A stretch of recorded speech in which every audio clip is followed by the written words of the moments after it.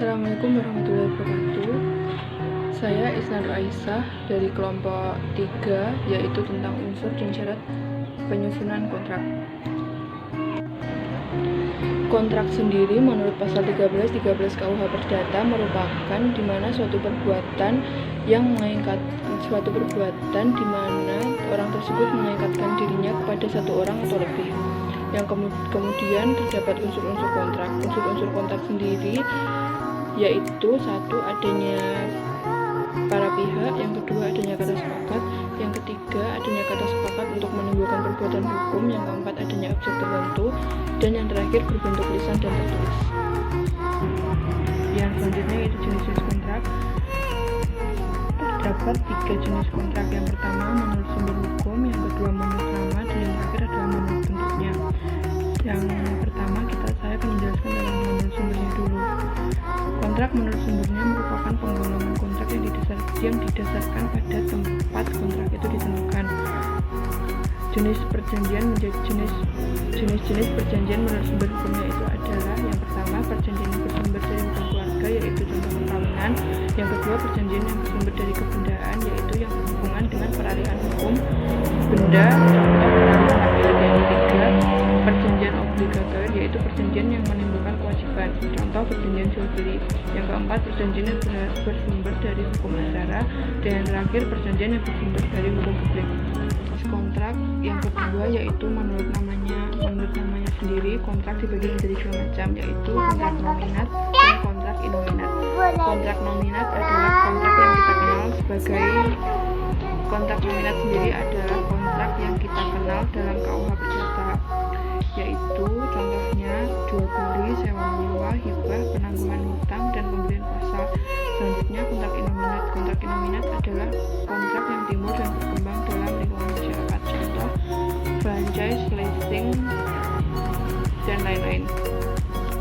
Yang selanjutnya yaitu kontrak menurut bentuknya. Kontrak menurut bentuknya terbagi menjadi 2, yaitu kontrak lisan dan kontrak tertulis. Kontrak lisan adalah kontrak atau perjanjian yang dibuat oleh para pihak cukup dengan lisan atau kesepakatan para pihak. Yang kedua yaitu kontrak tertulis, adalah kontrak yang dibuat oleh para pihak dalam bentuk tulisan. Kontrak ini dibagi menjadi 2 macam, yaitu akta di bawah tangan dan akta notaris. Jadi kontrak tertulis ini dibuat secara langsung dalam bentuk tulisan pada saat itu juga, atau di hadapan oleh para pihak yang berwenang dalam mengatasi akta tersebut. Yang selanjutnya yaitu syarat sahnya kontrak. Dalam syarat sahnya kontrak ini terbagi menjadi 2 seksi, yaitu yang pertama menurut KUH Perdata atau Civil Law. Menurut Civil Law sendiri, syarat sahnya kontrak adalah ada 4, yaitu sepakat, cakap, adanya objek, dan yang terakhir adalah kausa yang halal. Di dalam hukum kontrak Amerika terdapat 4 syarat sahnya suatu kontrak, yaitu yang pertama adanya offer atau penawaran, dan adanya acceptance atau penerimaan. Yang dimaksudkan offer atau penawaran adalah suatu janji untuk melakukan atau tidak melakukan sesuatu secara khusus pada masa yang akan datang. Sedangkan acceptance adalah kesepakatan dari pihak penerima dan penawar tawaran untuk menerima persyaratan yang diajukan oleh penawar. Penerimaan harus disampaikan penerima tawaran kepada penawar tawaran. Selanjutnya yaitu meeting of mind atau persetujuan kehendak. Penawaran dan penerimaan antara kedua belah pihak dapat menghasilkan bentuk keluar dari sebuah kontrak, tetapi tidak berarti bahwa kontrak itu dikatakan sah. Hal yang harus diperhatikan agar kontrak itu dikatakan sah adalah dengan adanya para pihak tentang objek kontrak tersebut. Apabila objeknya jelas, maka kontrak tersebut akan dapat dikatakan sah. Persesuaian kehendak harus dilakukan secara jujur. Syarat sah selanjutnya yaitu consideration atau prestasi. Agar kontrak dapat dikatakan sah dan mempunyai kekuatan mengikat, maka harus didukung dengan adanya konsideransi.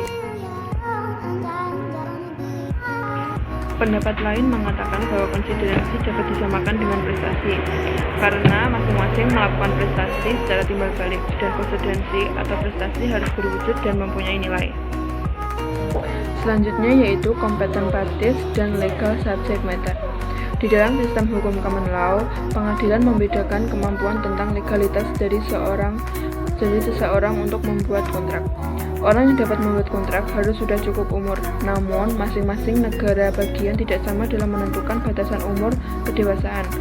Terdapat beberapa negara yang menentukan ukuran dewasa bahwa apabila umurnya sudah 21 tahun untuk laki-laki dan 18 tahun untuk umur wanita. Dan ada pun yang tidak berwenang membuat kontrak seperti orang yang tidak cakap hukum, yaitu memiliki keterbelakangan mental serta umurnya masih di bawah ketentuan yang mengatur.